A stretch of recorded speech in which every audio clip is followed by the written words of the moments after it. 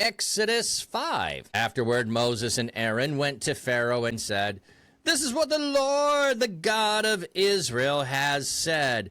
Release my people so that they may hold a pilgrim feast to me in the wilderness." But Pharaoh said, "Who is the Lord that I should obey him by releasing Israel? I do not know the Lord, and I will not release Israel." And they said, "The God of the Hebrews has met with us. Let us go a 3-day journey into the wilderness so that we may sacrifice to the Lord our God, so that he does not strike us with plague or the sword."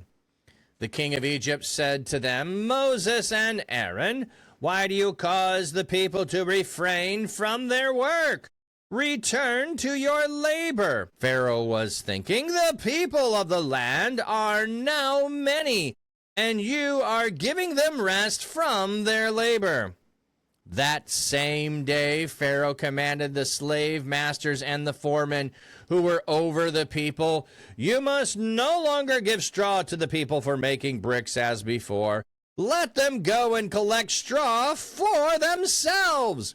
But you must require of them the same quota of bricks that they were making before. Do not reduce it, for they are slackers. That is why they are crying, 'Let us go sacrifice to our God.'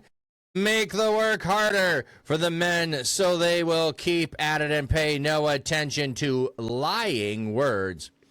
So the slave masters of the people and their foremen went to the Israelites and said, "Thus says Pharaoh, I am not giving you straw. You go get the straw for yourselves wherever you can find it, because there will be no reduction at all in your workload." So the people spread out through all the land to collect stubble for straw. The slave masters were pressing them, saying, "Complete your work for each day, just like there was straw." The Israelite foremen, whom Pharaoh's slave masters had set over them, were beaten and were asked, "Why did we not complete your requirement for brick making as in the past, both yesterday and today?" The Israelite foreman went and cried out to Pharaoh, "Why are you treating your servants this way? No straw is given to your servants, but we are told, 'Make bricks.' Your servants are even being beaten, but the fault is with your people." But Pharaoh replied, "You are slackers. That is why you are saying, 'Let us go sacrifice to the Lord.' So now get back to work. You will not be given straw, but you must still produce your quota of bricks." The Israelite foremen saw that they were in trouble when they were told, "You must not reduce the daily quota of your bricks." When they went out from Pharaoh, they encountered Moses and Aaron standing there to meet them, and they said to them, "May the Lord look on you and judge, because you have made us stink in the opinion of Pharaoh and his servants, so that you have given them an excuse to kill us." Moses returned to the Lord and said, "Lord, why have you caused trouble for this people? Why did you ever send me? From the time I went to speak to Pharaoh in your name, he has caused trouble for this people, and you have certainly not rescued them." Certainly not. All right, so we have afterwards. So they are praising, bowing down to God, worshiping because God has heard them. And now we're going to have them immediately from the first sign of something is not the way they're going, having a problem. So this is what the Lord said: "Release my people so that they may hold a pilgrimage feast in the wilderness." So it is afterward Moses and Aaron went to Pharaoh and said, who did the talking? I think it's Aaron. It should be Aaron doing it. Moses and Aaron went. Aaron's the spokesperson, so he should be saying it. But Pharaoh says, "Who is the Lord that I should obey him and release Israel. Like, I don't know this God. This God has no jurisdiction here. Why would I care?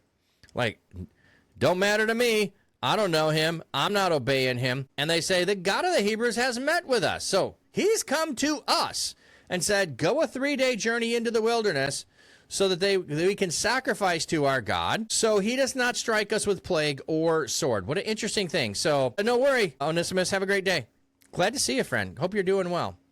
The clause of the verse here, rather unexpectedly, lest he afflict us with pestilence or sword, to fail to comply with the summon of one's God was to invite such calamities. The law would later incorporate many such things as the curses of disobedience. Moses is indicating to Pharaoh, Aaron is, that there is more reason to fear Yahweh than Pharaoh. So God is going to cause famines on us, or sword. You can bring sword, but you cannot bring famine. So, hey, Northill, welcome in, friend. Good to see you here. So, bum, bum, bum. So, the king of Egypt. So it switches now. It switches from calling him Pharaoh to calling him king. Why? Because he is going to act as a tyrant. So that's part of, I think, the reason for switching to calling him king here. Maybe not. Maybe it's just, switching it up. Moses and Aaron, why do you cause the people to refrain from their work? So the celebration that they were having of worshiping, however short that may have been, it might be what is in mind here. So in the previous chapter, they're celebrating. He's like, return to work. Pharaoh was thinking the people of the land are now many, and you are giving them rest from their labor. So no. They need to be working hard. They need no time to plan, to plot, to do anything else. And I'm certainly not giving them 3 days vacation. The same day, Pharaoh commanded the slave masters and foremen, who were over the people. So it appears the Greek has scribes for the word, perhaps thinking of those lesser officials as record keepers of the slaves of the bricks. Oh, that's interesting. Anyway, because the foremen go and say, hey, we can't do it. If foreman seems like it is going to be Hebrews here, and the slave masters are going to be the Egyptians. So you have the one overseeing it and the one who is making sure it's done. So if you want to think of a business, you have your foreman, your manager over the people that works directly with them to make sure they carry out the tasks, and the owner or the CEO is the one up above. So we have similar hierarchies. So to that. Okay, so you must no longer give them straw for brick. So he's coming up with a scheme to take up more time, but also they're slackers. Like, what do we have here on the translation for slackers? That was striking me interesting as the loafers. The form nirpim is derived from the verb rafa, meaning to be weak, to let oneself go. That they had been letting the work go, Pharaoh reasoned, and being idle is why they had time to think about going to worship. So they have time to think about this. So if they're thinking about it, well, we'll give them something to do so they won't think about it. So make them work harder. Quit giving them straw, but keep them having it. Pay no attention to lying words. So the lying words are going to be the words of Moses and Aaron. The words that says God has said this, all false. I don't believe it. Don't know who he is. Not true. So not going to happen. So the slave masters of the people and their foremen went to the Israelites and said, thus Pharaoh says, not giving you straw, so we have the carrying out of this, and your work is going to still have to be. So they are collecting stubble for straw. So they're trying to find whatever they can, wherever it's at. Like, it's probably in warehouses, so there's not like an abundance of it. You're sending us to fields where there is nothing to try and be able to do this. And then saying to them, complete your work for each day just as if there were straw. Yeah, okay. I don't know if you've ever had that where suddenly you are given the job of someone else and told you still got to get all the work done today, even though it's a job for 2 people. That's essentially what's happening here. So we don't know exactly how many hours a day they are working, but it's certainly multiplied here, and the threat is multiplied. And then why did you not complete it?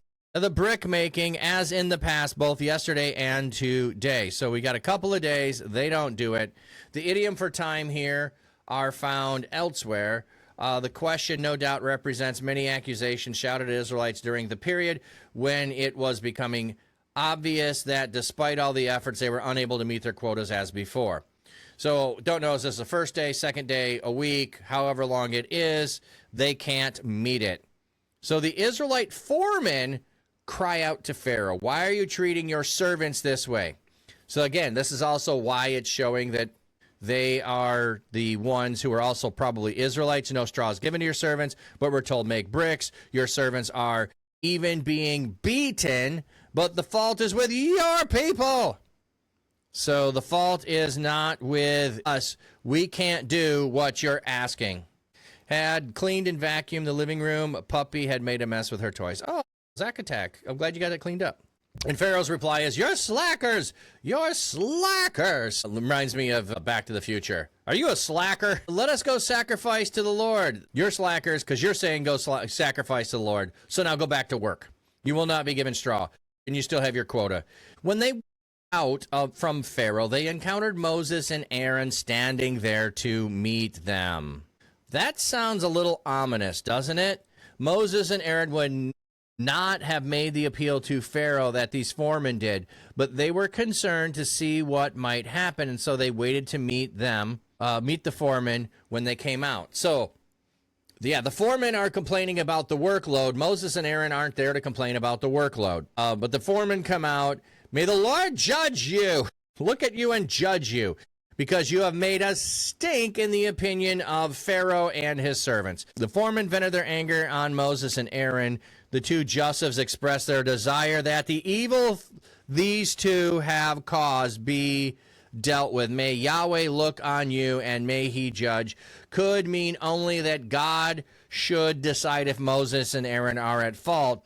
But given the rest of the comments, it is clear the foremen want more. The second Joseph could be subordinate to the first so that he may judge you. You made our aroma stink in the eyes of. Yeah, so you made us stanky. Like, they don't like us. We're a foul stench, and they're going to treat us as such. So that you have given them an excuse to kill us. To put the sword in their hand to kill us. Like, you're given reasons to make this worse. Make it worse for sure. They can come over to my house and do the, yes, cleaning as well. So Moses returned to the Lord and said, so this is what Moses is going to start to do. He is going to start to plead the case of the people. So Moses doesn't want to come and do this. And now Moses is going to be tied to the people. Moses returned to the Lord and said, Lord, why have you caused trouble for this people? Let me see what the footnote says there. I'm wondering if it's this people or my people, your people. Moses' question is rhetorical. The point is more of a complaint or an accusation, although there is in it a desire to know why. God never has objected to such bold complaints by the devout. He then notes how God was angered by his defenders in the book of Job rather than by Job's heated accusations. Yes. Why did you ever send me? From the time I went to speak to Pharaoh in your name, he has caused trouble for this people, and you have certainly not rescued them. So he is making the accusations. You have caused trouble since the time I've showed up here before Pharaoh. The ultimate cause of the trouble was God, but the immediate cause was Pharaoh and the way he increased the work. Meanwhile, the Israelite foremen have pinned most of the blame on Moses and Aaron. Moses knows all about sovereignty of God, and as he speaks in God's name, he sees the effect it has on pagans like Pharaoh. So the rhetorical questions are designed to prod God to act differently. Like, God, this is not what I thought I was signing up for it. And also, I didn't sign up for it. You wouldn't let me not do it. The Hebrew construct is emphatic, means to deliver, rescue in the sense of plucking out, even plundering. The infinitive absolute strengths both the idea of the verb and the negative. Yes, the Hebrew your people, the pronoun them, has been used in the translation for stylistic. Yeah. Well, you certainly have not rescued your people. I would have preferred your people there to them, but that's my preference there. Oh. Whoa, what do we got?